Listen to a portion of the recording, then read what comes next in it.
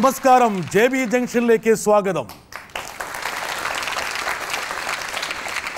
നോക്കത്താ ദൂരത്തു നിന്ന് വന്ന് മലയാളിയുടെ കൺവട്ടത്ത് സ്ഥാനമുറപ്പിച്ച, നമ്മുടെ മനസ്സിൽ സ്ഥിരപ്രതിഷ്ഠ നേടിയ നമ്മുടെ സ്വന്തം ഗേളി നദിയ മൊയ്തുവായിരുന്നു ഇന്നലെ നമ്മുടെ അതിഥി. നദിയുമായിട്ടുള്ള സംഭാഷണം വർത്തമാനം ഈ എപ്പിസോഡിലും തുടരുകയാണ്. നദിയയുടെ വളരെ വേണ്ടപ്പെട്ട എല്ലാവരും നമ്മളിവിടെ കൊണ്ടുവന്നു കഴിഞ്ഞു. ഇനിയാണ് നദിയ എന്ന് പറയുന്ന ഈ നടിയെ ഞങ്ങൾ പരിചയപ്പെടാൻ പോകുന്നു. ഇവർക്കറിയാവുന്ന നടിയെ.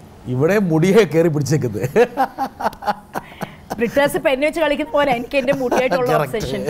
ഓ ശരി, ഗോട്ട് ഇറ്റ്.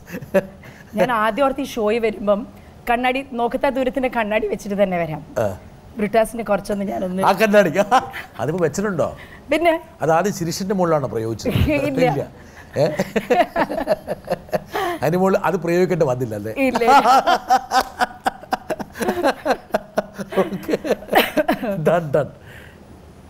എന്തായാലും ഇവിടെ വരേണ്ട ഒരാളുണ്ട്.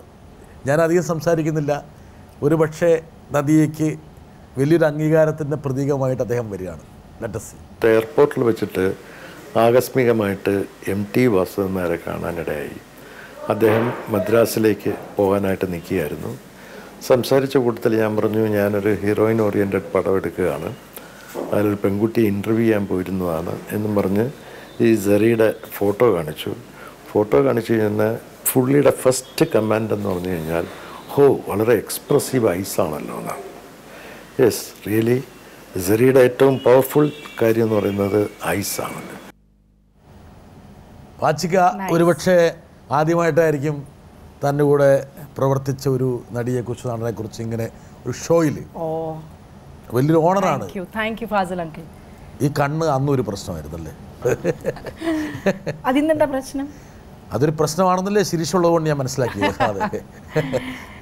ബട്ട് യു നോ, ചില കാര്യങ്ങൾ നമുക്ക് നമ്മളെക്കുറിച്ച് അറിയില്ല. സോ വേറെ വല്ലവരും പോയിന്റ് ഔട്ട് ചെയ്ത് പറയുമ്പോഴാണ് നമുക്ക് അതിനെക്കുറിച്ച് കുറച്ചുകൂടി നമ്മൾ ശ്രദ്ധിക്കുക.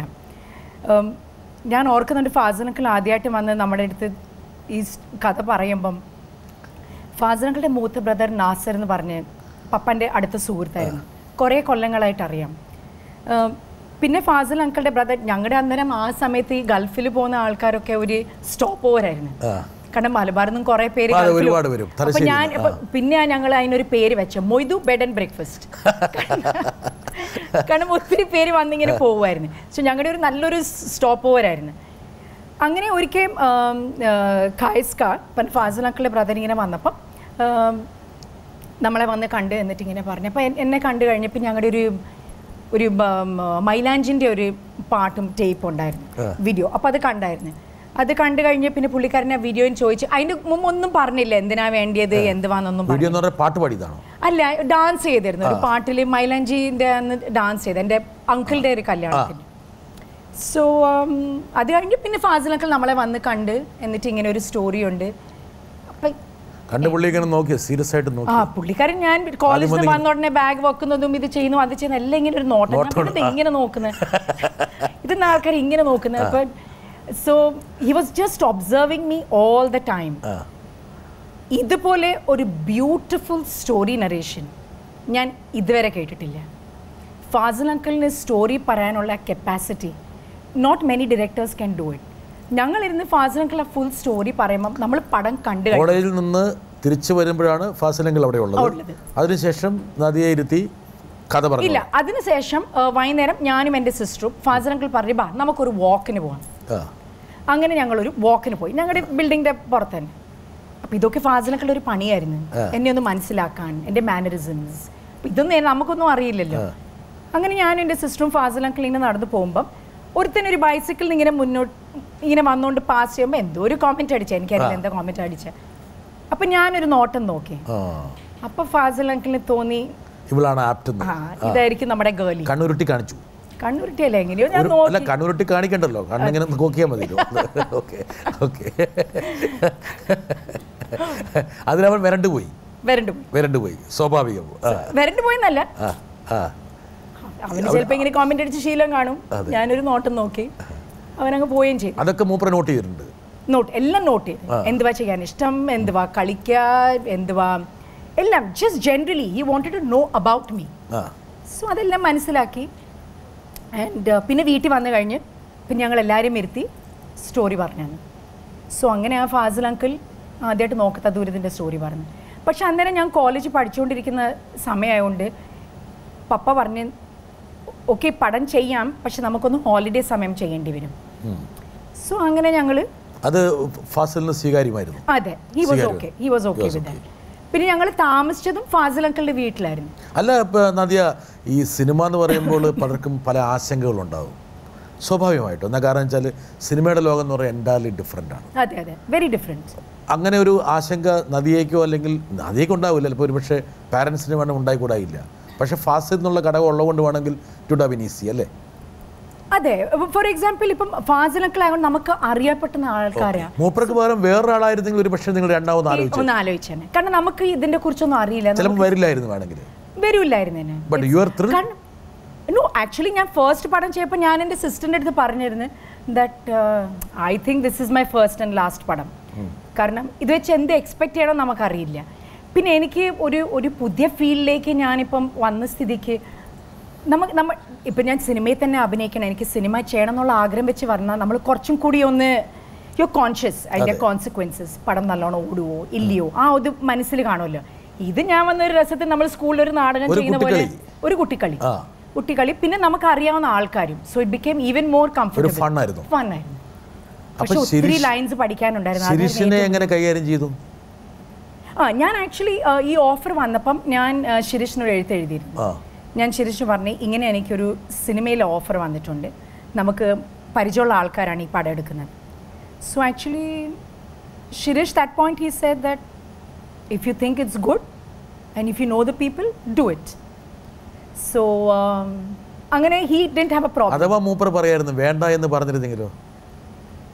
എനിക്കറിയില്ല, ഞാൻ അതിൻ്റെ കുറിച്ച് ചിന്തിച്ചിട്ടില്ല. പക്ഷെ ശിരീഷിൻ്റെ ലോജിക് വാസ്, ഞാൻ പിന്നെ ശിരീഷ് ചോദിച്ചപ്പോൾ ശിരീഷ് പറഞ്ഞ് he said he didn't have actually, അപ്പം ഞങ്ങളൊരു തമ്മിൽ അറിഞ്ഞൊരു 6 മാസമേ ആയിട്ടുള്ളൂ. He saying I didn't have the right to tell you not to do. Okay, ഒരു പക്ഷേ നദിയെ വിവാഹം കഴിക്കൂ എന്നുള്ള കാര്യം മൂപ്പർക്ക് ഉറപ്പുണ്ടായിരുന്നില്ല ആയിരിക്കും ചിലപ്പം. അതുകൊണ്ട് ഉറപ്പില്ലാത്തൊരു കാര്യത്തിന് മുകളിൽ അസേർട്ട് ചെയ്ത് പറയേണ്ടത് അതായിരിക്കും. ഉറപ്പുണ്ടായിരുന്നത് വേണമെങ്കിൽ മൂപ്പർ നോ പറഞ്ഞേനെ. പക്ഷേ എനിക്ക് തോന്നുന്നത് Shirish new my family very well. അപ്പം ഞങ്ങൾ ഇങ്ങനത്തെ ഒരു ഡിസിഷൻ എടുക്കുകയാണെങ്കിൽ ആ ഡിസിഷൻ ഒരു വെൽ തോട്ട് ത്രൂ ഡിസിഷൻ ആയിരിക്കുമെന്ന് ചിന്തിക്കാം. പക്ഷേ ഏതോ ഒരു ഘട്ടത്തിൽ വെച്ചിട്ട് ഉറപ്പായ ശേഷം മൂപ്പർ വേണ്ടെന്ന് വെച്ചല്ലോ. ഇല്ല, ഒരു ഹിന്ദി പടത്തിന്റെ ഓഫർ സൽമാൻ ഖാന്റെ കൂടെ ഞങ്ങളുടെ കുടുംബത്തിൽ അതിനകത്ത് ടൈറ്റിൽ വെച്ചിരിക്കുന്ന അറിയാമോ? അല്ല, അത് ഞാൻ അതിന്റെ സ്റ്റോറി പറയാം. കല്യാണം കഴിക്കുന്ന സമയത്തായിരുന്നു മേനെ പ്യാർ കിയാൻ്റെ ഓഫർ വന്നത്. സോ രാജേഷ് പ്രൊഡക്ഷൻസ് അവർ വീട്ടിൽ വന്ന് അവർ ഇതിനെ കുറിച്ച് പറഞ്ഞപ്പം അവർ പറഞ്ഞത് ഒരു ലവ് സ്റ്റോറിയാണ്. സോ നമ്മൾ ഈ ലവ് സ്റ്റോറി എന്നൊക്കെ പറയുമ്പോൾ ഇച്ചിരി ഒന്ന് ചിന്തിക്കും. ലവ് സ്റ്റോറി എന്ന് പറഞ്ഞാൽ നിങ്ങൾ എങ്ങനെ ഈ ലവ് കാണിക്കാൻ പോകുന്നത് അത് ഇതൊക്കെ. സോ ആ പ്രശ്നം വന്നപ്പം ഞാൻ പറഞ്ഞ് പക്ഷെ ഞങ്ങൾ കല്യാണം കഴിക്കാൻ നിശ്ചയിച്ചിട്ടുണ്ടായിരുന്നു. So I said you know what, I don't think I'm doing the film. കാരണം ഞാൻ കല്യാണം കഴിക്കാൻ നിശ്ചയിച്ചു. So we were okay as a family to take that decision. പിന്നെ കുറേ കാലങ്ങൾക്ക് ശേഷം ഞങ്ങൾ തിരിച്ച് ഇന്ത്യ വന്നു കഴിഞ്ഞപ്പം മേനെ പ്യാർ കിയ ടി വിയിലുണ്ടായിരുന്നു. അപ്പം ആ പടം കളിച്ചുകൊണ്ടിരിക്കുമ്പം ഞാൻ പറഞ്ഞു മക്കളും ഇരുത്. ഇപ്പം തിരിച്ച് ഇന്ത്യ വന്നുകൊണ്ട് ഞങ്ങൾ ബോംബെയിലായ കാരണം ഹിന്ദി സ്റ്റാർസ് എല്ലാവരും അവർക്ക് നല്ലോണം അറിയാമെന്ന് പറഞ്ഞാൽ ഇങ്ങനെ കണ്ടറിയാം. സോ അപ്പം ഞാൻ പറഞ്ഞു ദേ യുനോ മമ്മ നീ ഓഫർ ചെയ്തിരുന്നു ഈ Maine Pyar Kiya. So they said really mamma? So I said, you know, choice was either Salman Khan or Daddy. അപ്പോൾ ഞാൻ ഡാഡിയെ ചൂസ് ചെയ്തത്. സോ മക്കൾ റിയലി മമ്മ സൽമാൻ ഖാൻ മമ്മ. സൽമാൻ ഖാൻ്റെ കൂടെ പടം ചെയ്തില്ല. സോ അതുകൊണ്ട് ഞങ്ങൾ വെച്ചിരിക്കുന്ന പേര് മേനെ പ്യാർ കിയ എന്നല്ല, മേനെ ക്യാ കിയ. വരട്ടെ. സെറിക്ക് വേണമെങ്കിൽ ഹിന്ദിയിലേക്ക് പോകാമായിരുന്നു. പക്ഷേ സെറിയുടെ ഒരു സെൻറ്റിമെൻസാണ് ഹിന്ദിയിലേക്ക് പോകാനുള്ളതിന് ഒരു വിഘ്നമായിട്ട് നിന്നത്. അത് എന്നോടുള്ളൊരു സെൻറ്റിമെൻസാണ്. ഞാൻ ഹിന്ദിയിൽ അഭിനയിക്കുകയാണെങ്കിൽ ഫാസിൽ അങ്കിൾ ഡയറക്റ്റ് ചെയ്യുന്ന പടത്തിൽ അഭിനയിക്കുന്നുള്ളൂ എന്ന് ആ കാലഘട്ടത്തിൽ സെറി പറയുന്നുണ്ടായിരുന്നു. ഏതായാലും ഞാൻ ഹിന്ദിയിലേക്ക് പോയില്ല. സെറിക്ക് ആ ഒരു വഴിയും തുറക്കപ്പെട്ടില്ല. Anyhow she is a brilliant artist. അതിനേക്കാളൊക്കെ ഉപരി she's a wonderful human being. Oh, thank you. അത് ശരിയാണ്. കാരണം ഫാസിൽ ആ സമയത്ത് ഒരു ഹിന്ദി പടം ചെയ്യണമെന്ന് വിചാരിച്ചായിരുന്നു. കാരണം എന്നെ ഇൻട്രൊഡ്യൂസ് ചെയ്ത മലയാളത്തിലും തമിഴിലും ഫാസിൽ അങ്കിൾ തന്നെയാണ്. So it was quite natural ആ കംഫർട്ട് ലെവൽ ഉള്ളത് ഹിന്ദിയിൽ ചെയ്യാമെന്ന്. പക്ഷെ ഞങ്ങൾ ചെയ്തില്ല. That's okay. ലൈഫിലെല്ലാം അല്ല, ഒരു കണക്കിന് നദിയെ തിരിഞ്ഞു നോക്കുമ്പോൾ ഞാൻ വെറുതെ ഒന്ന് വല്ലാത്തൊരു അഗ്നിപരീക്ഷയായിരിക്കും നദിയെ നേരിട്ടിട്ടുണ്ടാവും. എന്നാ കാരണം വെച്ചാൽ ബോളിവുഡിൽ ഒരു മുൻനിര നായകൻ്റെ കൂടെ ഒരു ജോഡിയായിട്ട് അഭിനയിക്കാൻ കിട്ടുന്ന ഒരു മുഹൂർത്തം, പ്രത്യേകിച്ച് മുംബൈയിലൊക്കെ സെറ്റിൽ ചെയ്ത ആൾക്കാർക്ക് ബോളിവുഡിൻ്റെ ഒരു കൊമേഴ്സ്യൽ വർത്ത് അറിയാം. അതിൻ്റെ ഫെയിമും അതിൻ്റെ ഗുണങ്ങളെല്ലാം അറിയാം. അപ്പോൾ ഈ ശിരീഷ് ശിരസിലടിച്ചുകൊണ്ട് ആ ഒരൊറ്റ കാരണമുണ്ട്. പക്ഷേ എങ്കിൽ പോലും വേണമെങ്കിൽ ശിരീഷിനത് ഇഷ്ടപ്പെടും അല്ലെങ്കിൽ കുഴപ്പമില്ല എന്ന് വിചാരിച്ചിരുന്നെങ്കിൽ വേണം ചെയ്തേനെ. അപ്പോൾ ശിരീഷ് ഒരു ഫാക്ടറായി വന്നു അല്ലേ? It's going to be an obstruction for the marriage? No. ഇല്ല. It was my choice. I had decided to get married and that's about it. ശിരീഷിൻ്റെ ഞാൻ ശിരീഷിനടുത്ത് ചോദിച്ചിട്ട് പോലും ഇല്ല. അതെൻ്റെ സോൾലി എൻ്റെ ഡിസിഷൻ ആയിരുന്നു. പക്ഷേ ഭയങ്കര സന്തോഷമായിട്ടുണ്ടാവും അല്ലേ? ആയിരിക്കും. സൽമാൻ ഖാനെ ഉപേക്ഷിച്ച് മൂപ്പറ പറയാൻ പോയത് അതിപ്പോ പറയുന്ന ഡയലോഗൻ. സോ ഇപ്പോഴും ഞങ്ങൾ അങ്ങനെ പറയാറില്ല. ഇടയ്ക്ക് വഴക്കൂടുമ്പോൾ ഞാൻ സൽമാൻ ഖാനെ ഉപേക്ഷിച്ചിട്ട് വന്ന ഞാനത് ഉപയോഗിക്കും. ഇനി ഞാൻ അങ്ങനെ പറയത്തുള്ളൂ. ഇതുവരെ പറഞ്ഞിട്ടില്ല. നിങ്ങൾക്കറിയോ സൽമാൻ ഖാനെ ഉപേക്ഷിച്ച് ഞാൻ വന്നതാണ്. എന്നിട്ട് ഈ ചെയ്താണ് എന്നോട് ചെയ്യുന്നതെന്നൊക്കെ ചോദിക്കണം. അങ്ങനെയൊക്കെ ഡയലോഗ്സ് റെൻഡർ ചെയ്യണം. പഠിച്ചു. ഞാൻ ഈ ഇന്റർവ്യൂ കഴിയുമ്പോൾ കുറച്ച് കാര്യങ്ങൾ. അപ്പോൾ അങ്ങനെ ഹിന്ദി പടത്തിൽ നിന്ന് ഒരുപക്ഷെ ആരും ചെയ്യാത്ത ഇൻവെർട്ടർ കോമ ഒരു ബ്ലണ്ടർ എന്ന രീതിയിൽ സറീനെ പിൻവാങ്ങുന്നു. പക്ഷെ എങ്കിൽ പോലും മലയാളികൾക്ക് ആ നോക്കെത്താത്ത ദൂരം എന്നുള്ളത് കൺവട്ടത്തേക്ക് നദിയെ വരുന്നതിലേക്കാണ് വഴിവെച്ചത്. അതിൻ്റെ പ്രൊഡ്യൂസർ ഇങ്ങനെ വിരകുന്നുണ്ട്, ഇവിടെ വരണം എന്നുള്ളത്. വരട്ടെ. നമ്മുടെ നോക്കത്താരം കഴിഞ്ഞിട്ട് ഏതാണ്ട് 30 വർഷമായി. 84-ലായിരുന്നത്, ഓർമ്മയുണ്ടോ? അന്ന് ആദ്യത്തെ ഷെഡ്യൂൾ കഴിഞ്ഞപ്പോൾ എല്ലാവരും നിൽക്കുമ്പോൾ ഞാനായിരുന്നു ശരിക്കൊരു ചെക്ക് തന്നത്, ഓർമ്മയുണ്ടോ അത്? അപ്പോൾ ഞാൻ പറഞ്ഞു ഒരു വലിയ നടിയായിട്ട് വരണം. അപ്പോൾ പറഞ്ഞു ഇല്ല, ഇത് പാച്ചിക്കായുടെയും ഗൈസിൻ്റെ ഒക്കെ ഒരു ഫ്രണ്ടായിട്ടല്ലേ വരുന്നത്, ഇനി ഇതോടുകൂടി ഇല്ല എന്നൊക്കെ അന്ന് പറഞ്ഞായിരുന്നു. ഇപ്പോൾ അതിന് ശേഷം ഈ ഉയർച്ച വരെ എത്തി. എന്തായിരുന്നു അതിൻ്റെ ഒരു കാരണം? അന്ന് അങ്ങനെ പറഞ്ഞിട്ട് പിന്നെ ഇങ്ങനെ ഒരു വലിയ നടിയായി മാറിയില്ലേ? എന്തായിരുന്നു അതിൻ്റെ കാരണം? ഔസേപ്പച്ചൻ നല്ല producer. So lovely to see Ouseppachan after so long. Ouseppachan ഇപ്പോഴും അതുപോലെ തന്നെയുണ്ട്. അന്ന് മുടി കുറവുണ്ടായിരുന്നു, ഇപ്പോഴും മുടി അത്രേ ഉള്ളൂ. അപ്പോൾ യഥാർത്ഥത്തിൽ ഇത് മുടി തന്നെയാണോ എന്ന് അന്വേഷിക്കണം. അന്ന് ഇതേ രൂപത്തിലായിരുന്നെങ്കിൽ അതിനൊരു മാറ്റമില്ല. പക്ഷേ മൂപ്പർ നല്ലൊരു പ്രൊഡ്യൂസറാണ്. ആർക്കും വണ്ടി ചെക്ക് കൊടുത്തിട്ടില്ല. എത്ര രൂപയുടെ ചെക്കാ തന്നിരുന്നത്? അതൊക്കെ ഇനിയിപ്പം ഞാൻ തന്നെ ഓർക്കുന്നില്ല. ഓ അത് ശരി. ഞാൻ പറഞ്ഞു എനിക്ക് പൈസ വലിയ കാര്യമല്ല. നിങ്ങളുടെ അല്ല ആ ചെക്ക് കൊണ്ട് കടന്നു? ഇല്ല, അത് ശരി, ബാങ്കിൽ കൂടി ഇട്ടല്ലോ അല്ലേ. പക്ഷേ അന്നത്തെ ഒരു നിലവാരം വെച്ചൊരു കോളേജ് വിദ്യാർത്ഥിനിക്ക് കിട്ടാവുന്ന വലിയൊരു സംഖ്യയായിരിക്കാം അല്ലേ? ഒരു പോക്കറ്റ് മണി മാത്രം കിട്ടിക്കൊണ്ടിരുന്ന സമയത്ത് ഒരു സ്വന്തം അധ്വാനത്തിലൂടെ ഒരു തുക അത്രയൊന്നും നമ്മൾ ചിന്തിക്കില്ല. ഇന്നത്തെ കുട്ടികൾ ചിന്തിക്കുമായിരിക്കും. അപ്പോൾ ഔസേപ്പച്ചൻ ചോദിക്കുന്നുണ്ട്, ഇത് ഫസ്റ്റ് ആൻഡ് ലാസ്റ്റ് ആണെന്നൊക്കെ പറഞ്ഞ് പ്രതിജ്ഞയെടുത്ത നദിയ. അത് ഇൻട്രസ്റ്റിംഗ് ആയിരുന്നു. നോക്കത്ത ദൂരം ചെയ്ത് കഴിഞ്ഞപ്പോഴും പിന്നെ ഞാൻ ജോഷി സാറിൻ്റെ ഒരു പടമാണ് ചെയ്ത്, ഒന്നിങ്ങി വന്നെങ്കിലെന്ന് തോന്നുന്നു, അല്ലെ ശ്യാമാണോ ഞാൻ ഓർക്കുന്നില്ല. സോ അപ്പോൾ കുറേ ഓഫേഴ്സ് വരാൻ തുടങ്ങി നോക്കത്ത ദൂരം. ഞാൻ നോക്കത്ത ദൂരം ചെയ്യുമ്പോഴും ഞാൻ ഫാസിൽ അങ്കിൾ അടുത്ത് പറഞ്ഞു, ഫാസിൽ അങ്കിൾ ഈ പടം ഫ്ലോപ്പായാലും എന്നെ കുറ്റം പറയരുത്. So I don't want to take this responsibility of how the പടം ഇസ്. ചുമ്മാ വർത്തമാനത്തിന് ഞങ്ങൾ അങ്ങനെ പറയുമായിരുന്നു. So Fazil uncle said no don't worry, അങ്ങനെ ഇങ്ങനെയൊക്കെ. അപ്പോൾ ഔസേപ്പച്ചൻ പറയാനായിട്ട് ആ കാരണം ഞാൻ കോളേജിൽ പഠിക്കുന്ന സമയമായിരുന്നു. പിന്നെ കുറേ ഓഫേഴ്സ് വരാൻ തുടങ്ങി. അപ്പം ഞങ്ങൾ ഫാമിലി ആയിട്ട് ഓർത്ത് ചിലപ്പം ഇതെനിക്കൊരു പുതിയ വഴി കാണിച്ചു കൊടുത്തു. സോ ഇറ്റ് ഈസ് സംതിങ് സക്സസ്ഫുള്ളുമാണ്. It is in the part of creative industry where I was also comfortable. പക്ഷേ ഓഫ് കോഴ്സ് മലയാളം എനിക്ക് അത്ര ഫ്ലുവൻ്റ് അല്ലായിരുന്നു. ഇപ്പോഴും വരട്ടെ, ഞാൻ മാത്രമല്ല പറയണത്, അതൊന്നും പറഞ്ഞ ആൾക്കാരെ കൊണ്ടുവരാം. അന്നുണ്ടായിരുന്ന ആൾക്കാരെ കൊണ്ട്. ചെറിയുടെ ആദ്യ ചിത്രം നോക്കത്താ ദൂരത്ത് കാണുന്നിട്ട് അത് തന്നെയാണ് എൻ്റെയും ലാലിൻ്റെയും ആദ്യ ചിത്രം. സഹസംവിധായകരായിട്ട് ഞങ്ങൾ സിനിമയിൽ പ്രവേശനം കുറിക്കുന്നത് നോക്കത്താ ദൂരത്തിലാണ്. ആ സിനിമയിൽ എന്നെ ഏൽപ്പിച്ച ജോലി സെറിയെ മലയാളം പഠിപ്പിക്കുക, ഡയലോഗ് പഠിപ്പിക്കുക. അന്ന് ബോംബെയിൽ നിന്ന് വന്ന സെറിക്ക് മലയാളം കാര്യമായിട്ട് അറിയില്ല, പറഞ്ഞാൽ ജസ്റ്റ് മനസ്സിലാകും എന്നുള്ളൂ. പക്ഷെ ഞങ്ങളുമായിട്ടുള്ള ഒരു 10-20 ദിവസത്തിനുള്ളിൽ തന്നെ സെറി നല്ലോണം മലയാളം സംസാരിക്കാൻ തുടങ്ങി. എനിക്ക് സെറിയുടെ ഒരു പ്രത്യേകത തോന്നിയിട്ടുള്ളത് ഭയങ്കര സെൻസ് ഓഫ് ഹ്യൂമറുള്ള ആളുമാണ്, അതേപോലെ തന്നെ ഹ്യൂമർ ആസ്വദിക്കുന്ന ആളുമാണ്. അപ്പോൾ ആ ഒരു തമാശ ആസ്വദിക്കാനുള്ള ആ ഒരു മനസ്സും ആ ഒരു കഴിവും അത് എന്നും സെറിയുടെ കൂടെ ഉണ്ടാകും എന്നാണ് എനിക്ക് തോന്നുന്നത്. ഇന്നും അതിനൊന്നും മാറ്റം വന്നിട്ടില്ല എന്നെനിക്ക് തോന്നുന്നു. സെറിയുടെ മുഖം എപ്പോഴും ഒരു ചിരിച്ച മുഖമാണ്. അതിൻ്റെ പ്രധാന കാരണം ഈ ഒരു മനസ്സാണ്. തമാശ ആസ്വദിക്കാനും അതിൽ കേട്ട് പൊട്ടിച്ചിരിക്കാനുമുള്ള ആ ഒരു വലിയ മനസ്സ്, അത് എന്നും സെറിയുടെ ജീവിതത്തിൽ ഉണ്ടാവട്ടെ. Thank you. സിദ്ദിഖാണ് അപ്പോൾ മലയാള ഗുരു അല്ലേ? അതെ അതെ, മലയാള ഗുരു. കുറച്ച് ശേഷം സിദ്ദിഖിനെ മലയാളം പഠിപ്പിച്ചു തുടങ്ങിയെന്നാ സിദ്ദിഖ് പറഞ്ഞത്. സിദ്ദിഖാനിപ്പോൾ എനിക്ക് തോന്നുന്നു സിദ്ദിഖ് ആ സമയത്ത് മലയാളം മറന്നുപോയി കാണും. എന്നെ മലയാളം പഠിപ്പിച്ച് കുറേ ഡയലോഗ്സ് ഉണ്ടായിരുന്നു. But he was so patient. എനിക്കിപ്പോഴും ഏത് ഭാഷയിലാണെങ്കിലും ശരി, എനിക്ക് ഡയലോഗ്സ് കിട്ടുമ്പം എനിക്ക് ടെൻഷനാണ്. കാരണം ചിലപ്പം ഞാൻ ആ ഭാഷയിൽ അങ്ങനെ ചിന്തിക്കാത്തതുകൊണ്ടായിരിക്കും എനിക്ക് ആ ഒരു സ്ട്രെസ് ഫാക്ടർ ഉള്ളത്. പക്ഷെ സിദ്ദിഖ പറഞ്ഞ പോലെ ദേ വർ ആർ എൻ്റർടൈൻമെൻറ്റ് ഫാക്ടേഴ്സ് സെറ്റിൽ. ഇവരിടയ്ക്കൊക്കെ പിന്നെ ഫാസിൽ അങ്കിൾ പറയും സിദ്ദിഖയും ലാലിൻ്റെ അടുത്തും ലാലേട്ടനും ഉണ്ടായിരുന്നു, സിദ്ദിഖ് ലാലിൻ്റെ അപ്പോൾ അവർ കുറേ മിമിക്രി കാണിക്കും. അപ്പോൾ അതൊക്കെ നമുക്കൊരു എൻ്റർടൈൻമെൻറ്റ് വിതിൻ എൻ്റർടൈൻമെൻറ്റ് ആയിരുന്നു. അതിൻ്റെ കൂടെ നാദിയയും കൂടി ഞാനും കൂടി of course. And they had super sense of timing. എല്ലാവർക്കും ചിരിക്കാൻ ഇഷ്ടമാണ്. And I love people who have a great sense of humour. കാരണം സെൻസ് ഓഫ് ഹ്യൂമർ ഉള്ളവർക്കും you need some sort of intelligence, right? അപ്പോൾ ഇങ്ങനെ വിറ്റ് എന്ന് പറയുന്നത് intelligence ആണ് ആക്ച്വലി. അതെ. So it's nice, it is very എന്താ പറയുന്നത്, it's nice, it's inspiring to be around people. അങ്ങനെ പ്രാങ്ക്. അതെ.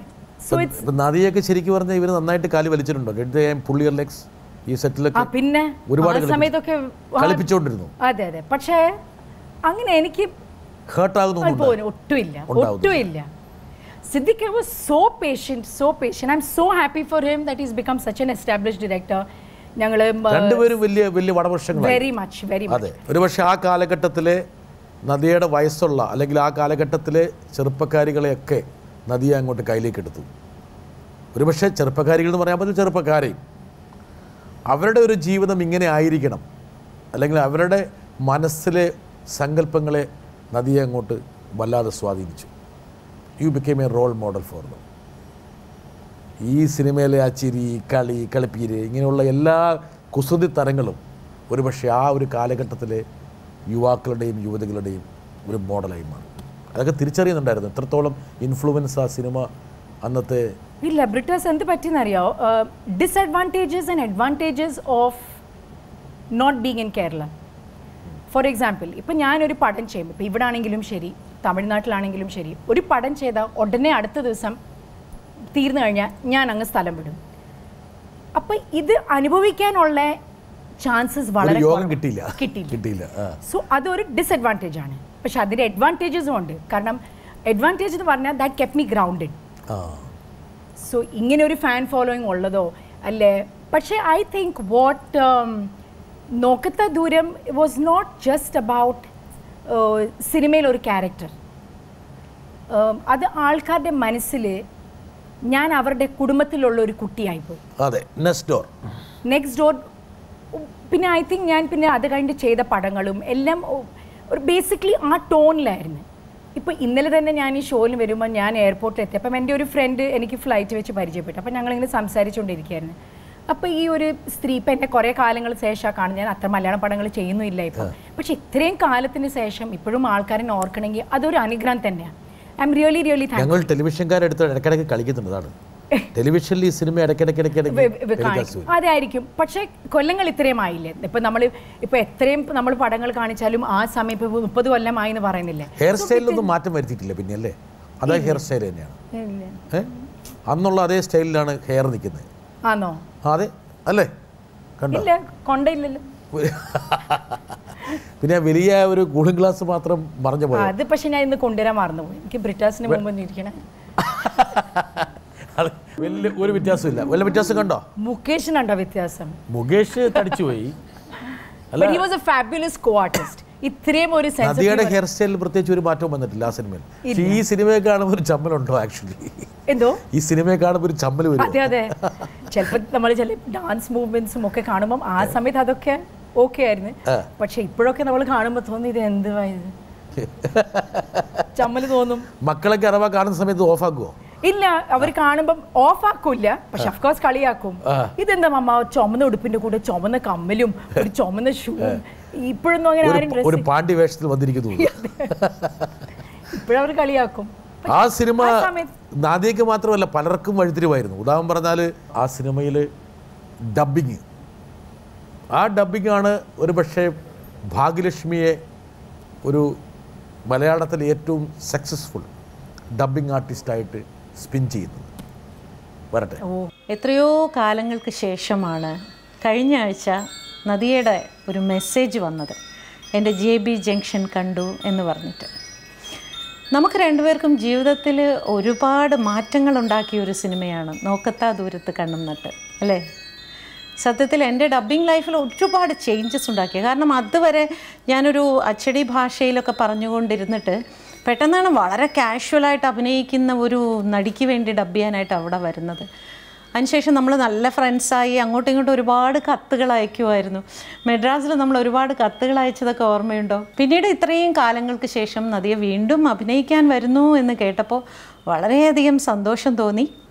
അധികം അങ്ങനെ സിനിമ ആക്സെപ്റ്റ് ചെയ്യുന്നില്ല എന്ന് തോന്നുന്നു നദിയ. നല്ല കഥാപാത്രങ്ങൾ വരാത്തത് കൊണ്ടാണോ അതോ മക്കളെ നോക്കേണ്ടതുള്ള റെസ്പോൺസിബിലിറ്റി കൊണ്ടാണോ, എന്തായിരിക്കാം? ഈ കത്തെഴുത്ത് വ്യാപകമായിരുന്നു. വേറൊരു പണിയില്ലായിരുന്നു. നോ, ഭാഗ്യലക്ഷ്മി ഫോർ എക്സാമ്പിൾ ആ ഡബിങ് ആർട്ടിസ്റ്റ്. ഞാനിപ്പം ഈയിടെ 2 പടത്തിന് ഞാൻ ഡബ് ചെയ്യുന്നത്, ഒന്ന് സിംഗ് സൗണ്ട് ആയിരുന്നു, ഒന്ന് ഡബ്ബായിരുന്നു. അന്നേരം എനിക്ക് അതിൻ്റെ ബുദ്ധിമുട്ട് മനസ്സിലായ.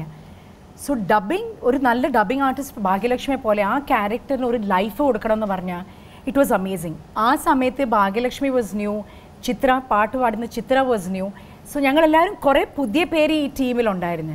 So I think it was extremely, she gave it a lot of life. ആ ക്യാരക്ടറിന് അഭിനയിച്ചാൽ മാത്രം പോരല്ലോ, അതിനൊരു ആ കോർ ഓഫ് ആ ക്യാരക്ടറിന് Bhagyalakshmi she gave it a lot of importance. ഇപ്പം പടങ്ങൾ അത്ര ചെയ്യാത്തെന്ന് പറഞ്ഞാൽ കോമ്പിനേഷൻ ഓഫ് തിങ്സ്. ഇപ്പം ഞങ്ങളുടെ ഈ പ്രായത്തിലൊന്നും അത്രയും ആരും സിനിമ വ്യവസായം മാറി, നാദിക്കും പ്രായം വന്നു. അതെ, സ്വാഭാവികമായിട്ടും എല്ലാവർക്കും പ്രായമാവും. അതെ. അപ്പോൾ ഈ രണ്ട് ഘടകം കൂടി വരുമ്പോൾ ഒരു പക്ഷേ അന്ന് കിട്ടിയ പോലുള്ള സിനിമകൾ ഇന്ന് കിട്ടണമെന്നില്ല. ഇല്ല. Cinema first of all mail dominated. So ഇപ്പോഴും മെയിൽ ഡോമിനേഷൻ ഉണ്ട്. മെയിൽ ഡോമിനേഷൻ അല്ലെങ്കിൽ യൂത്ത് ഡോമിനേറ്റഡ് ആണ്. സോ ഇങ്ങനത്തെ കാര്യത്തിൽ നിങ്ങൾ എത്ര ടാലൻറ്റഡ് ആക്ട്രസ് ആണെങ്കിലും എത്ര വേണ്ടപ്പെട്ട ആളാണെങ്കിലും നമ്മുടെ ഈ പ്രായത്തിന് എഴുതുന്ന സ്ക്രിപ്റ്റ് വളരെ കുറവാണ്. പിന്നെ അത് മാത്രമല്ല, ചിലപ്പം നമ്മുടെ ഈ പ്രായത്തിൽ കിട്ടുന്ന ക്യാരക്ടറിന് വലിയ വെയിറ്റും ഇല്ല. സോ നമ്മളിപ്പോൾ വീട് വിട്ട് മക്കളെയും വിട്ടിട്ട് വന്ന് നമ്മൾ അഭിനയിക്കുകയാണെങ്കിൽ അതിനെന്തെങ്കിലും ഒരു ആർട്ടിസ്റ്റിക്കലി ബെനിഫിറ്റ് വേണം. ആ നമ്മൾ കൊടുക്കുന്ന സമയത്തിന് ബെനിഫിറ്റ് വേണം. ഒരു 2 സീന് 3 സീൻ എന്നൊക്കെ പറഞ്ഞ് അതിലകത്ത് ഇറ്റ്സ് നോട്ട് വർത്ത്. ഭാഷയ്ക്കാട് ഒരു എക്സ്പെരിമെന്റ് എന്ന് പറഞ്ഞാൽ അന്ന് ഒരു ഹീറോയിൻ ഓറിയന്റഡ് ആയിട്ടുള്ള ഒരു സിനിമ, പുതുമുഖങ്ങളെ വെച്ചുകൊണ്ടുള്ള ഒരു സിനിമ, എൻറ്റയർലി ഡിഫറെന്റ് തീം, ഇതൊക്കെ വലിയൊരു ചലഞ്ചായിരുന്നു. ചാലഞ്ച് മാത്രം. അന്നേരം എൻ്റെ പേരും മാറ്റിയ കാരണം എനിക്കാണെങ്കിൽ ഇതൊന്നും മനസ്സിലാകുന്നില്ലായിരുന്നു. ഒരു സിനിമ മതി ജീവിതം മാറ്റിമറിക്കാൻ. അതെ, അങ്ങനെ ആ ഒരു സിനിമ കൊണ്ടാണ് ഈ ജീവിതം മാറ്റിമറിക്കപ്പെട്ടത്. അതെ. അതിനുശേഷം ഒരുപാട് സിനിമകൾ വേണമെങ്കിൽ മലയാളിയുടെ ഒരു എന്താ പറയണ്ടേ, ആ യുവാക്കളുടെ ട്രെൻഡ് സെറ്ററായിട്ട് വേണമെങ്കിൽ ഒരു ഫാഷൻ ഗുരു എന്നൊക്കെ പറയാവുന്ന രീതിയിൽ നദിയെ മാറി. ഈ 2-3 സ്റ്റെപ്പ് സ്ഥിരമായിട്ടുണ്ടായിരുന്നു. അതെ അതെ അതെ, സ്റ്റാൻഡേർഡ്. അന്നത്തെ കാലത്തെ ഫാഷനബിൾ സ്റ്റെപ്പ് ആയിരിക്കും ചിലപ്പോൾ അത്. സിഗ്നേച്ചർ സ്റ്റെപ്പ് എന്ന് പറയുന്നത്. സോ അതായിരുന്നു സിഗ്നേച്ചർ സ്റ്റെപ്പ്. ഇതൊക്കെ മക്കളെ ഒന്ന് കാണിച്ച് അവരുടെ സ്വതന്ത്രമായിട്ടുള്ളൊരു അഭിപ്രായം. അവർ ക്രിറ്റിസൈസ് ചെയ്യത്തുള്ളൂ. ഈ കോസ്റ്റ്യൂംസ് ഒക്കെ ആരാണ് സെലക്ട് ചെയ്തത്? കൂടുതലും ഞാൻ തന്നെ. സ്വന്തം ഈ ചോപ്പ് പച്ച അതൊക്കെ ആ കാലഘട്ടത്തിൽ അതൊരു ട്രെൻഡായിരുന്നു. പക്ഷെ അത് മക്കൾക്ക് ഇന്ന് പറഞ്ഞാൽ മനസ്സിലാവില്ല. എനിക്ക് തന്നെ മനസ്സിലാവില്ല. ഞാനിപ്പം പഴയ പടങ്ങൾ കാണുമ്പോൾ എന്തൊക്കെ കോസ്റ്റ്യൂമാണ്. എന്തായാലും മലയാളത്തിൽ ഉദിച്ച് പിന്നീട് തമിഴ്, തെലുങ്ക്, അങ്ങനെ തെന്നിന്ത്യയിലേക്ക് തെന്നി നദർന്നു. സെറീന പോയി. പേരുകൾ ഒരുപാടുള്ളതുകൊണ്ട് എനിക്ക് തന്നെ കൺഫ്യൂഷൻ ആയിക്കൊണ്ടിരിക്കുകയാണ്. എന്തായാലും നദിയുടെ അഭിനയ ജീവിതത്തിൽ ഇനി പിന്നീട് ഒരു 4-5 വർഷക്കാലം 4 വർഷക്കാലം ഇല്ല 4 years പിന്നെ no ഫസ്റ്റ് ലോട്ടിൽ ഫസ്റ്റ് ഓൺലി ഒരു 4 years സ്റ്റാർട്ട് ടു ഫിനിഷ്. പക്ഷെ പിന്നീട് മലയാളത്തിൽ നിന്ന് കുറച്ച് കോൺസെൻട്രേഷൻ തമിഴിലേക്കും തെലുങ്കിലേക്കും പോയി അല്ലേ? തമിഴ് തെലുങ്കിലേക്കാണ് കുറച്ച് അട്രാക്ഷൻ വന്നത്. Why is it? എന്ത് പറ്റി? It is not. ഞാൻ മലയാളം ചെയ്യുമ്പോൾ ആ കാലത്ത് എനിക്ക് തോന്നുന്നു എനിക്കൊരു 9-10 പടങ്ങളെ ഞാൻ മലയാളത്തിൽ ചെയ്തിട്ടുണ്ടായിരുന്നുള്ളൂ. പിന്നെ പൂവേ പൂച്ചവ തമിഴിൽ വന്നപ്പം ഞാൻ ചോദിച്ച ചോദ്യമാണെന്ന് തെറ്റിദ്ധരിക്കണ്ട, ചോദിക്കാൻ പറ്റിയ ഒരാളൂടെ ഉണ്ട്. അദ്ദേഹം ഇപ്പം ഞാൻ ചോദിച്ചു കഴിഞ്ഞാൽ അദ്ദേഹത്തിന് എന്നോട് വലിയ വിഷമമായിരിക്കും. അദ്ദേഹം ചോദിക്കട്ടെ. നമ്മൾ പണ്ട് കണ്ടറിഞ്ഞു എന്നൊരു പടത്തിൽ വെച്ചാണ് കണ്ടുമുട്ടിയത്, കണ്ടറിഞ്ഞത്. പിന്നെ കുറേ നാളത്തേക്ക് നമ്മൾ കണ്ടില്ല. പിന്നെ കണ്ടറിയാൻ പറ്റിയത് വധു ഡോക്ടറാണ് എന്ന് പറയുന്ന പടത്തിൽ മൃഗ ഡോക്ടറായിട്ട് അഭിനയിക്കുന്നു. സാധാരണ മലയാള പടങ്ങളിലൊക്കെ കൂടുതൽ ശ്രദ്ധിക്കാതെ അന്യഭാഷാ ചിത്രങ്ങളിൽ അഭിനയിക്കുന്നതിൻ്റെ കാരണം എന്താണ്? സന്ദർഭമില്ലാത്തതുകൊണ്ടാണോ അതോ മനഃപൂർവ്വമാണോ എന്തെന്ന് അറിഞ്ഞാൽ കൊള്ളാം. മലയാളത്തിൽ അധികം ശ്രദ്ധിക്കാതെ അന്യഭാഷകളിലേക്ക് എന്തുകൊണ്ട് നദിയെ പോയി എന്നാണ് 2 ചിത്രങ്ങളില്ലേ നിങ്ങൾ ഒരുമിച്ചുണ്ടായിരുന്നല്ലേ? അതെ. അതിൽ വധു ഡോക്ടറിൽ നല്ല റോളായിരുന്നു. നല്ല റോളായിരുന്നു മാളയ്ക്കുണ്ട് അല്ലേ? രസകരമായിട്ടുള്ള റോള്. നല്ല സബ്ജക്റ്റ് ആയിരുന്നു ആക്ച്വലി. മൃഗ ഡോക്ടറെ കൊണ്ട് മനുഷ്യനെ ചികിത്സിപ്പിക്കുകയാണ്. പക്ഷെ ഇതൊക്കെ വളരെ രസകരമായിട്ടുള്ള രംഗങ്ങളാണ്. ഇല്ല, കോമ്പിനേഷൻ നല്ല രസകരമായിരുന്നു അല്ലേ? എല്ലാവരും നല്ല സെൻസ് ഓഫ് ഹ്യൂമർ എപ്പോഴും വിറ്റടിച്ചുകൊണ്ടിരിക്കുന്ന ചില ആൾക്കാർ നമ്മുടെ ഈ പുരാണത്തിലൊക്കെ ഈ വനവാസത്തിന് പോകുമെന്ന് പറഞ്ഞ പോലെ നദിയ സിനിമയിൽ നിന്നൊരു കുടുംബവാസത്തിനൊരു പോക്ക് പോയി. അതൊരു പോക്കായിരുന്നു, ഒരു കോൺഷ്യസ് ഡിസിഷൻ ആയിരുന്നു. അതെയോ ശിരീഷുമായി ചേർന്നിട്ട് എടുത്ത തീരുമാനമാണോ ഒരു ബ്രേക്ക് വേണം ഫാമിലിക്ക് വേണ്ടിയിട്ട്? ഇല്ല, solely my decision. I missed my family a lot. കാരണം ആരുമില്ല, ഞാനും എൻ്റെ ഹസ്ബൻഡ് മാത്രമേ ഉള്ളൂ. അപ്പോൾ അവിടെയും എഴുതുമായിരുന്നു. സോ കുറേ എഴുത്ത് കരച്ചിലും, വീട്ടിൽ നിന്ന് എഴുത്ത് വന്നാലും കരച്ചിലായിരുന്നു. അപ്പോൾ അങ്ങനെ ശിരീഷിന് തോന്നി അത് ഹോംസിക്ക്, വല്ലാതെ ഹോംസിക്കായി. പക്ഷെ അന്നേരം ഞാൻ ഇവിടുന്ന് പോകുമ്പം എനിക്ക് ഇന്റർനാഷണൽ ഡ്രൈവിംഗ് ലൈസൻസ് എടുത്തിട്ടാണ് ഞാൻ പോയത്. അപ്പോൾ ഒരു മാസം കഴിയുമ്പോൾ ഞാൻ ഓർത്ത് ഞാൻ ഏതായാലും ഇനി വണ്ടി ഓടിക്കാൻ തുടങ്ങാം. സോ ഞാൻ അങ്ങനെ പിന്നെ ഇച്ചിരി ഒന്ന് ഇൻഡിപെൻഡൻ്റ് ആയി. വണ്ടി ഓടിച്ച് പോകും. എന്നിട്ട് പിന്നെ വല്ല ഗ്രോസറി സൂപ്പർ മാർക്കറ്റിൽ പോകും. നമുക്ക് വീട്ടിലുള്ള സംഗതികൾ നോക്കാനായിട്ട്. പിന്നെ ശിരീഷിന് തോന്നി that I have to make my time little bit more useful. അപ്പോൾ അങ്ങനെ പിന്നെ ഞാനൊരു അസോസിയേറ്റ് ഡിഗ്രീന് വേണ്ടിയിട്ട് ഞാൻ 2 കൊല്ലം മീഡിയ മാനേജ്മെൻറ്റ് ചെയ്തു. So I did bachelors in communication arts എന്ന് പറയും, which is radio and television. That kept me very busy. ഞാൻ ഇത്രയും സിൻസിയറായിട്ട് എൻ്റെ ഹോംവർക്കും പഠിത്തം എല്ലാം ചെയ്തത് ആ 2 കൊല്ലം ഞാൻ അമേരിക്കയിലുണ്ടായിരുന്നപ്പോഴാണ്. അപ്പോൾ ഇവിടെ പഠിക്കാതിരുന്ന മുഴുവൻ പോയി പഠിച്ചു. അതെ, ഇവിടെ കളിച്ച് നടന്നിരുന്നു കുറേ കാലം. അവിടെ പോയി കൃത്യമായിട്ട് ആരുമില്ലല്ലോ. അതെ, അപ്പം ഒരു 2 വർഷത്തെ പഠനം, ഡ്രൈവിങ്, കത്തെഴുത്ത്, അങ്ങനെ ഈ 3 ജോലി കൊണ്ട് ഈ ഹോം സിക്നസ്സിൽ നിന്ന് രക്ഷപ്പെട്ടു. ചെറിയ കാര്യമല്ലത്. ഇല്ല. അതിനുശേഷം അമേരിക്കൻ ജീവിതം കഴിഞ്ഞ് ഇങ്ങോട്ട് തിരിച്ചു വരുന്നു, പറിച്ചടപ്പെടുന്നു. പിന്നീടാണ് സിനിമയിലേക്ക് വീണ്ടും ഒരു എൻട്രി. ആ ഒരു എൻട്രി നല്ലൊരു എൻട്രി ആയിരുന്നു. സ്വഭാവത്തിന് പറ്റിയിട്ടുള്ള വേഷം കിട്ടി അവിടെ. ഗുണ്ട ജോഷി സാർ വിളിക്കുന്ന പോലെ. ഇതെങ്ങനെയാണ് ഇങ്ങനെ ഒരു സിനിമയിലേക്ക് വരാനൊരു തീരുമാനം വന്നത്? ഇത് ആക്ച്വലി ഞങ്ങളൊരു സമ്മർ ഹോളിഡേയ്സിന് ഡിസംബർ സമയത്തായിരുന്നു. മക്കൾക്ക് അവധി ഉള്ളപ്പോൾ ഞാൻ ഇന്ത്യയിൽ വന്നിരുന്നു. ഓൾ ഓഫ് എ സഡൻ ഞാൻ ഷോപ്പിങ്ങിന് എവിടെ ഇറങ്ങിയപ്പം എനിക്കൊരു ഫോൺ കോൾ, ഇങ്ങനെ Raja, director of the film, call me, said Nadia, this is Raja. എനിക്കൊന്നും അവരെ പരിചയമില്ലായിരുന്നു. ഇങ്ങനെ ഒരു പടം ചെയ്യുന്നുണ്ട്, we would like you to play the character. അപ്പം ഓൾ ഓഫ് എ സഡൻ ഞാൻ അത് ഷോപ്പിങ്ങിൻ്റെ ഇടയ്ക്ക് ഇങ്ങനെ ഒരു ഫോൺ കോൾ വരുമ്പം ഞാൻ പറഞ്ഞു, can I go home and then call you back because I'm outside? അപ്പോൾ പിന്നെ ഞാൻ രാജയെ വിളിച്ചിട്ട് ഞങ്ങൾ പിന്നെ വീട്ടിൽ ചെന്ന് ഞാൻ പറഞ്ഞു ഇങ്ങനെ ഒരു മൂവിയുടെ ഓഫർ വന്നിട്ടുണ്ട്. അതിൻ്റെ ഇടയ്ക്ക് ഇങ്ങനെ പടങ്ങൾ വരുമായിരുന്നു, പക്ഷേ നത്തിങ് വെരി എക്സൈറ്റിംഗ് അങ്ങനെ. പിന്നെ ഞാൻ അതിനൊരു പടം വന്നാൽ ചെയ്യാമെന്നൊരു തീരുമാനം എടുത്തു. അതെ, ഇതിന് മുമ്പ് വന്നപ്പോഴും ഐ വാസ് ലൈക്ക് എങ്ങനെ ഞാൻ മാനേജ് ചെയ്യും. കാരണം ഞങ്ങൾ അന്നേരം ലണ്ടനിലായിരുന്നു. മക്കളെ സ്കൂളിൽ കൊണ്ടാക്കണം, അവരെ തിരിച്ചു കൊണ്ടുവരണം, അവരുടെ കാര്യങ്ങൾ നോക്കണം.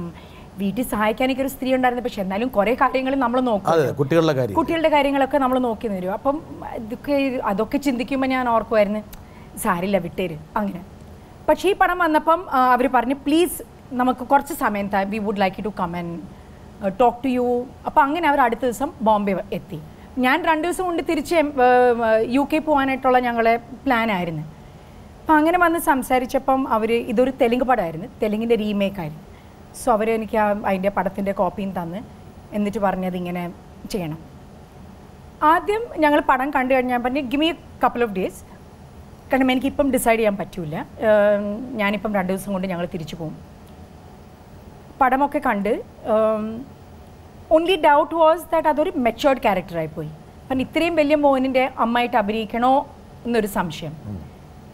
പക്ഷെ പിന്നെ ചിന്തിച്ച് ഞങ്ങൾ നോക്കിയപ്പം എനിക്കിപ്പോൾ കുറച്ച് പ്രായമായി, അത്രയും വലിയ മോനാണ്ട് പ്രായമായിട്ടില്ല, എന്നാലും it was a role of a woman, a strong woman who had lot of positive energy, negativity ഇല്ലായിരുന്നു ആ ക്യാരക്ടറിന്. സോ ചെയ്ത് നോക്കാം. അപ്പോൾ എല്ലാവർക്കും വീട്ടിൽ തോന്നി. അപ്പോൾ ശിരീഷും പറഞ്ഞ് ഇത്രയും കാലത്തിന് ശേഷം ഇപ്പോഴും ആൾക്കാർ നിന്നെ ഇങ്ങനെ കാണാൻ ആഗ്രഹിക്കുന്നുണ്ടെങ്കിൽ you should definitely do it. മൂപ്പർ പറഞ്ഞു. ഓ, സോ അങ്ങനത്തെ ഒരു മൂപ്പർ പറയാനുള്ള കാരണം എന്നോട് മൂപ്പർ ഫോണിൽ പറഞ്ഞു. ആണോ? എന്ത് കുറച്ച് ദിവസമെങ്കിലും വീട്ടിൽ നിന്ന് മാറി നിൽക്കട്ടെ. ഞാനപ്പോൾ പുള്ളിക്കാരൻ ശരിക്കും ആക്ച്വലി നല്ലോണം ഗോൾഫ് കളിക്കും, കുറേ ഗോൾഫ് കളിക്കും. എൻ്റെ അടുത്ത് പറയും നീയും പഠിക്കും, അപ്പം നമുക്ക് ഒരുമിച്ച് കളിക്കാം. ഞാൻ പറഞ്ഞു വേണോ, അല്ലെ തന്നെ വീട്ടിൽ ഞാൻ ആകും, പിന്നെ അവിടെ ഗോൾഫ് കോഴ്സ്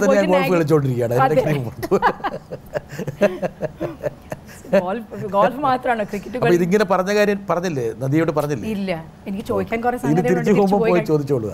എന്തായാലും ആ സിനിമയെ മുൻനിർത്തിയിട്ട് സ്വാഭാവികമായിട്ട് നമുക്ക് ഒരു കമന്റ് വരേണ്ട സമയമായി. ലെറ്റ് us see എന്താ പറയാൻ പോകുന്നു നോക്കട്ടെ. மேம் ஹாய், நல்லா இருக்கீங்களா ma'am? We all love you. அதுதான் உண்மை. இங்கே வந்து தமிழ்நாட்டில் வந்து அவங்களுக்கு வந்து ஒரு பெரிய ரசிகர் மன்றமே இருக்கு, அதில் ஒரு ரசிகன் நானும் கூட. ஸோ அதை சொல்ல ரொம்ப பெருமைப்படுறேன் மேம்.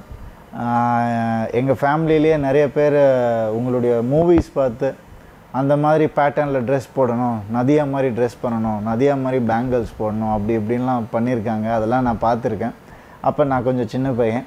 எனக்கு நதியா மேம் கிட்ட ரொம்ப பிடிச்ச விஷயம் அந்த சிம்பிளிசிட்டி தான். எனக்கு 2வது படம் தான் எம் குமரன். அந்த ஸ்கிரிப்ட் பேசிகிட்டு இருக்கும் போதே சொல்லிட்டாங்க, நதியா மேடம் இந்த கேரக்டர் பண்ணால் கண்டிப்பாக படம் ஹிட் ஆகும் அப்படின்னு சொல்லிட்டாங்க. அந்த படத்தினுடைய 99% ஆஃப் த சக்ஸஸ்க்கு காரணம் நதியா மேம் தான். நிச்சயமாக 1% நாங்கள் எல்லோரும் கொஞ்சம் கொஞ்சம் காரணம். ஸோ நீங்கள் நடிக்கிறீங்கன்னு சொன்னோடனே நாங்கள் எல்லாருமே ரொம்ப ஹாப்பியானோம் ma'am. Thanks for everything. Oh, ആ പടത്തിൻ്റെ സക്സസിന് 99% നദിക്ക് കൽപ്പിച്ചു. അതിനൊരു മനസ്സ് വേണം അങ്ങനെ പറയാനും. അത് ശരിക്കും ആത്മാർത്ഥമായിട്ട് പറഞ്ഞതാണ്. അതെ. പിന്നെ വേറൊരു കാര്യം പറഞ്ഞു, ഇത് ആ ഒരു പടം കൊണ്ടും നദിയുമായിട്ട് പരിചയപ്പെട്ടുകൊണ്ടും വീട്ടിൽ ഒരുപാട് ദുരന്തങ്ങൾ ഉണ്ടായതും പറഞ്ഞു അദ്ദേഹം. എം കുമരൻ ചെയ്യുന്നത് ഒരു എക്സ്പീരിയൻസ് വാസ് അമേസിങ്. അത് ശിരീഷ് നേരത്തെ ചോദിച്ച പോലെ കല്യാണം കഴിഞ്ഞിട്ട് മക്കളൊക്കെ ആയി കഴിഞ്ഞ് നമ്മളൊരു പടം ചെയ്യുമ്പം ഒരു വേറെ ഫീലിംഗാണ്. കാരണം എനിക്ക് ആ സമയത്ത് പടങ്ങൾ ചെയ്യുമ്പം അവർ പറഞ്ഞ 6 മണിക്ക് ഒന്ന് പാക്കപ്പ് ചെയ്യാം, ഞാൻ പറഞ്ഞില്ല നമുക്ക് കുറച്ചും കൂടി ചെയ്യാം. അപ്പം അത്രയും നേരത്തെ തീർത്ത് എനിക്ക് വീട്ടിൽ പോകാമല്ലോ. So they said no we just do it till 6 o'clock അങ്ങനെ. But it was an amazing team. Ravi എനിക്ക് ഞാൻ രവിൻ്റെ കൂടെ ചെയ്യുമ്പം I really felt he was my son by the end of it. കാരണം അവരുടെ ഒരു എനർജി ലെവലും, രവി മാത്രമല്ല രാജയും അതുപോലെ, അവരുടെ father editor Mohan, older gentlemen പക്ഷെ full of energy. And so we had lot of fun. And എങ്ങനെയോ നമ്മുടെ ആ കെമിസ്ട്രി നല്ലോണം അങ്ങ് സെറ്റായി. പിന്നെ പടം ചെയ്യുന്നത്, പിന്നെ മോണ്ടാജ് സോങ് ഓൾസോ എനിക്ക് തോന്നുന്നു ഒരു മദേഴ്സ് ഡേനും പിന്നെ എന്തെങ്കിലും ഒരു സെലിബ്രേഷൻ, മദറിൻ്റെ സെലിബ്രേഷൻ ആകുമ്പോൾ എപ്പോഴും ആ പാട്ട് അവർ തമിഴ് ചാനലിൽ കാണിക്കും. ആൻഡ് അത് അവിടെ മാത്രമല്ല, ഐ ഡിഡ്ന്റ് റിയലൈസ് ദാറ്റ് ഇവിടെ കേരളത്തിലും ആ പടം നല്ലോണം ഓടി. അത് ഞാൻ പിന്നെ അറിഞ്ഞു. ഞാൻ പറഞ്ഞ പോലെ ഞാൻ ഇവിടെ ഇല്ലാത്ത സ്ഥിതിക്ക് ഞാൻ ഒന്നും അറിയില്ല, കേട്ട് അറിയത്തുള്ളൂ. So it was a nice come back. ഒരു മെച്ചുവേർഡ് ക്യാരക്ടർ ആണെങ്കിലും ഞാൻ അതൊരു വേറെ രീതിയിലായിരുന്നു ഞാൻ ആ ക്യാരക്ടർ കണ്ടത്. വീട്ടിൽ ഈ പടം കണ്ടിട്ട് ആൾക്കാർ ശിരീഷൊക്കെ ക്രിട്ടിക്കലായിട്ട് ഇതിനെ പരിശോധിച്ച് നോക്കിയോ? ഇല്ല, ആക്ച്വലി അവർ thoroughly enjoyed. ഇൻഫാക്ട് ഞാൻ ഈ പടം കാണുന്നത് ഞങ്ങൾ ലണ്ടനിലുണ്ടായിരുന്നപ്പം അവിടെ ഒരു സൗത്ത് ഹോൾ എന്ന് പറഞ്ഞൊരു സ്ഥലമുണ്ട്. അവിടെ ഇങ്ങനെ നമ്മുടെ ചിലപ്പം തമിഴ് പടങ്ങളോ അല്ലെങ്കിൽ ഹിന്ദി പടങ്ങളോ ഒക്കെ വരും. അപ്പം അവിടെ എൻ്റെ സെറ്റ് ഓഫ് പഞ്ചാബി ഫ്രണ്ട്സ്, അതും സബ് ടൈറ്റിൽസ് ഇല്ല, ഞങ്ങളെല്ലാവരും പോയി കണ്ട്. പക്ഷെ ദേ thoroughly enjoyed the film. ഭാഷ മനസ്സിലാതെ ബട്ട് ദേ ജസ്റ്റ് ആ പടത്തിൻ്റെ ആ പോക്ക് കണ്ടപ്പോഴേ തന്നെ അവർക്ക് മനസ്സിലാക്കാൻ രസം പിടിച്ചവർക്ക്. അതെ. എന്തായാലും ആ പടം ഒരു ബ്രേക്ക് ആയിരുന്നു. അതെ. മലയാളത്തിലേക്ക് വീണ്ടും നദിയ തിരിച്ചു വന്നു. ഡബിൾസ് അല്ലേ? മലയാളത്തിലേക്കുള്ളൊരു തിരിച്ചുവരവ്. അതെ, ഇതിന് മുമ്പ് ഒരു പടം വന്നു, പക്ഷേ ഈ പടം വളരെ ശ്രദ്ധിക്കപ്പെട്ടൊരു പടമായിരുന്നു. അല്ല, ഇതായിരുന്നു എൻ്റെ ആദ്യത്തെ പടം. രണ്ടാം വരവ്. ഇത് കഴിഞ്ഞിട്ട് ഞാൻ സെവൻസ് ചെയ്തായിരുന്നു. സെവൻസിൽ മറ്റേ പോലീസ് ഓഫീസർ അതെ അല്ലേ? അതെ. അതാണ് ഒരു പക്ഷേ നദിയുടെ ക്യാരക്ടറുമായിട്ട് കുറച്ചുകൂടെ ചേർന്ന് നിൽക്കുന്നത്. അല്ല, എനിക്കിപ്പോൾ ഇതൊക്കെ കാണുമ്പോൾ തോന്നുമെന്ന് അറിയാം. കുറച്ച് സ്ട്രിക്റ്റാണ്, ഞാനൊരു ഡിസിപ്ലിനേറിയനാണ്. സോ പഴയ സിനിമ, അതായത് ആദ്യത്തെ എൻട്രി 3 decades മുമ്പ്, അതൊരു 3-4 വർഷം തുടർന്നു. രണ്ടാമത്തെ റീ എൻട്രി, മൂന്നാമത്തെ എൻട്രി, ഈ വരവുകൾക്കിടയിലൊക്കെ ഒരുപക്ഷെ സിനിമ മാറിപ്പോയോ അതെയോ നദിയെ മാറിപ്പോയോ? സിനിമ മാറിപ്പോയി, നദിയ മാറിപ്പോയിട്ടില്ല. മാറിപ്പോയിട്ടില്ല, പഴയ ആൾ തന്നെയാണ്. പഴയ നോക്കത്താ ദൂരത്തെ കടന്നിട്ട ഗേളി തന്നെയാണ് ഇപ്പോഴും. അതെ, മാനസികമായിട്ട് ആബ്സല്യൂട്ട്ലി. അതേ കുരുത്തക്കേടുകളും അതേ കുസൃതികളും അതേ ഗ്ലാസും വെച്ച് നടക്കുകയാണോ? ക്ലാസ് ഇല്ലാത്ത പരിപാടിയില്ല. അതേ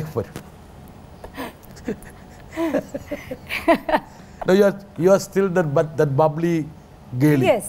ഒരു മാറ്റവും വന്നിട്ടില്ല ജീവിതത്തിൽ. കുറച്ചും കൂടെ പിന്നെ ഓഫ് കോഴ്സ് കുറച്ചും കൂടി റെസ്പോൺസിബിലിറ്റീസ് വരും. നമ്മൾ ചിലപ്പം ഞാൻ ആ കാലത്തിനേക്കാളും ഇപ്പം ഞാൻ കുറച്ചും കൂടി സീരിയസ് ആയിരിക്കും. ഇപ്പോൾ എൻ്റെ ഫ്രണ്ട്സൊക്കെ എന്നെ കാണുമ്പോൾ ചോദിക്കും, എന്നാലും നീ ഇങ്ങനെ ഒരു ഹൗസ് വൈഫും ഒരു മദർ ആവുമെന്ന് ഞങ്ങൾ വിചാരിച്ചില്ല. സോ ഇപ്പോൾ കുർത്തക്കട ഒത്തിരി കൂടുതൽ ഈ സ്വഭാവം വെച്ച് എങ്ങനെ ഒരു മദർ ആയി എന്നതിൽ ആൾക്കാർ ആശ്ചര്യപ്പെട്ടിട്ടുണ്ട്. അതെ അല്ലേ? അതെ. But I think I make A wonderful. ഒരു പക്ഷേ ഈ ഇവിടെ ഇരിക്കുന്ന ആൾക്കാരും അങ്ങനെ ഇത് മദർ തന്നെയാണോ എന്നൊക്കെ ആലോചിച്ചിട്ടില്ല. എനിവേ, ഈ നദിയേക്ക് പറ്റു പല മോഹങ്ങളുണ്ട്. ഈ അഭിനയം മാത്രമല്ല, വേറെ പല എന്താ പറയുക, ഒരുപാട് കുസറക്കുള്ളിത്തരങ്ങളുണ്ട്. പപ്പ പറയാറില്ലേ, ഇബിലീസ് പല വേഷത്തിലും വരുമെന്ന്. അതിലൊരു വേഷമാണ്. എനിവേ, വേറെ എനിക്കൊരു നദിയോടുള്ളൊരു ബഹുമാനം. നദിയ തമിഴിൽ യു ഡു എ ഷോ അല്ലേ? Television use to do a show. Good. അതായത് ഒരു ടെലിവിഷൻ ആങ്കറുടെ എല്ലാ ബുദ്ധിമുട്ടുകളും മനസ്സിലാക്കുന്ന ഒരാളാണല്ലോ ബുദ്ധിമുട്ടുള്ള പണി തന്നെ അല്ലേ? അപ്പോൾ ആ ഒരു ഷോയിലേക്ക് നദിയെ വരുമ്പോൾ സ്വാഭാവികമായിട്ടും കുറച്ച് ആശങ്കകൾ ഉണ്ടാവുമായിരുന്നു. വെദർ ഇതെങ്ങനെ പോകും, പ്രത്യേകിച്ച് ഒരു പോപ്പുലർ ഷോ ആണ്. I was very nervous. I was extremely nervous. ഞാൻ ഏത് പ്രോജക്റ്റിന് മുന്നേ ഇത്രയും നെർവസായി കാണില്ല ഞാൻ അത് ചെയ്യുന്ന മുമ്പുള്ള നെർവസ്നെസ്. കാരണം ഭാഷ എനിക്ക് അത്രയും വലിയ ഫ്ലുവൻസി ഇല്ല. അത് നമ്മൾ എക്സ്റ്റെമ്പോ പറയുമ്പം ഇറ്റ്സ് ഡിഫിക്കൾട്ട്. ആദ്യമായിട്ടായിരുന്നു where I'm doing something in front of the screen നമ്മൾ ഇൻറ്ററാക്റ്റീവ് ആയിരിക്കും. ഫോർ എക്സാമ്പിൾ ഇപ്പോൾ ബ്രിട്ടാസ് ചെയ്യുന്ന പോലെ ഇപ്പം ഞാൻ കൊടുക്കുന്ന ക്ലൂ വെച്ചാലോ ക്യൂ വെച്ച് ബ്രിട്ടാസ് ടേക്സ് ഇറ്റ് ഫോർവേഡ്. അതിനുള്ളൊരു കപ്പാസിറ്റി വേണം, അതിനുള്ളൊരു അലേർട്ട്നെസ് വേണം, അതിനുള്ള ഒരു പ്രസൻസ് ഓഫ് മൈൻഡ് വേണം. അതെന്നേൽ ഉണ്ടോ ഇല്ലയോ എന്ന് സ്പെഷ്യലി ഭാഷ അറിയാത്ത സ്ഥിതിക്ക് എനിക്ക് ആ ഒരു സ്ട്രെസ് ഉണ്ടായിരുന്നു. പിന്നെ it was already a very popular show, so the point of comparison is always going to be there. It was challenging. The only thing I didn't enjoy about that is I thought it was very redundant. Parnya, same thing again and again and again.